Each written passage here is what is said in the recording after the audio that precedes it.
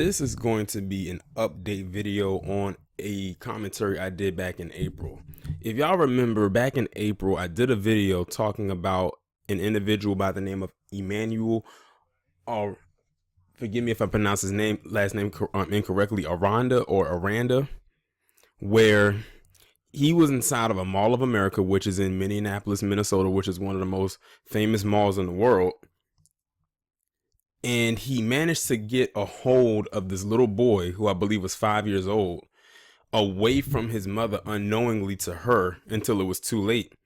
And he took the boy and threw him over a balcony where he landed on his head. And luckily he didn't die, where he suffered head trauma and several broken bones.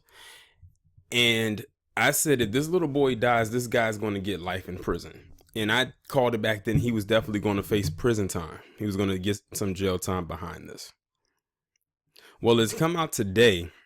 Well, by the time y'all see this video, it'll be much later on. Today's date is June 3rd, 2019. He was sentenced to 19 years in prison. Now, there's two reasons as to why I believe he only got 19 years. The first one is obvious. The boy didn't die. Like I said, had the boy died, he would have been sentenced to most likely, he probably would have got life in prison. But the boy did not die.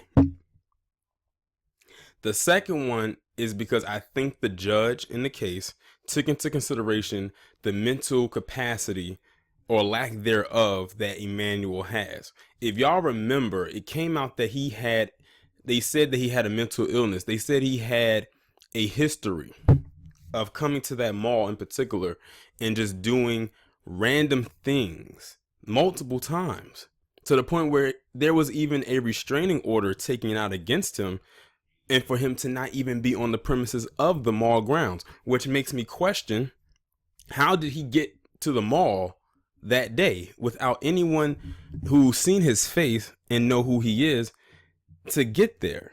Because if security was top notch, that would not have happened to that boy. Now I'm going to pull up another picture. Now this picture that you're seeing on your screen is the one that you last saw. But here's another image right here. Let me move it over the screen over some. That was him when he got sentenced. That's today, June 3rd. Now, when you look at that image right there and the one that was just on your screen, that looks like two different people. That looks like someone who's not well. And mind you, he's only 24. I don't know if he had a birthday that just recently passed and he may be 25 now, but as far as we know, he was 24 when this happens. I'm not even gonna lie. If I was to see him on the street like that, I would swear he was older than me. I kid you not, and I'm not even trying to be funny. That looks like a person who is not well and that he needs mental help, because they spoke to his mother and she was saying he doesn't need prison. He needs to be in a mental hospital. So it sounds to me like they were trying to get him help, but maybe he was going out of his way to not get the help, or maybe on certain days he wasn't taking his meds. You know, when you're in that state and you're being diagnosed with something like that takes you out of a mental space and you don't take your medication, you're going to act erratic. So this by far was the worst thing that he's done, and he probably didn't even realize what he was doing. He, for all intents and purposes, could have thought he was throwing a mannequin over that balcony and not a human being.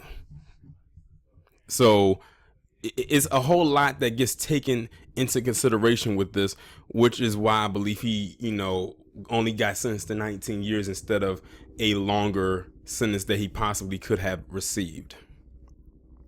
But this also goes into the whole narrative. I'm sorry about that. I didn't know that the screen had went to another screen, but it was actually about to pull up the article. And I'm actually glad that it did before I was able to catch it, because it's something on there that kind of caught me off guard. But this is something that we don't even discuss a lot in the Black community, and that's our mental health. Because it was always looked at as a white people thing, or Black people don't go out and seek therapy or anything like that.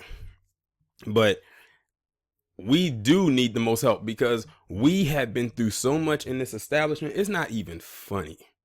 It's very tragic when you break it all down. If anyone needs to see a therapist or be on that chair airing out our grievances, it's us. Because it's hard for a lot of black people, especially black men in particular, to open up to people about what's going on, because we're always told to not show emotion and to keep things bottled up. And then when that happens, when that boiling point reaches, you better stand clear, because they are about to explode. It is not a game. It is very serious. Now, unaware to me, because I was looking away from the screen, so I don't know how long that white screen appeared on your screen when I was doing this commentary.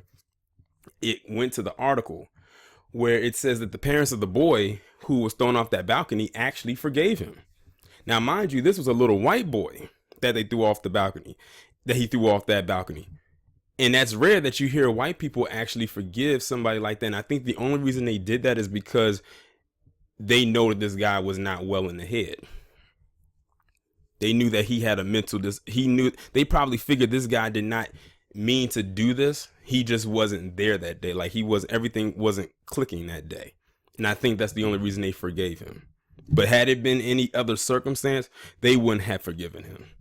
And why would they? But I just thought that was very interesting. But yeah, this is pretty much the update right here. Y'all let me know what y'all think about this down in the comments. Like, share, subscribe. I will talk to you in the next one.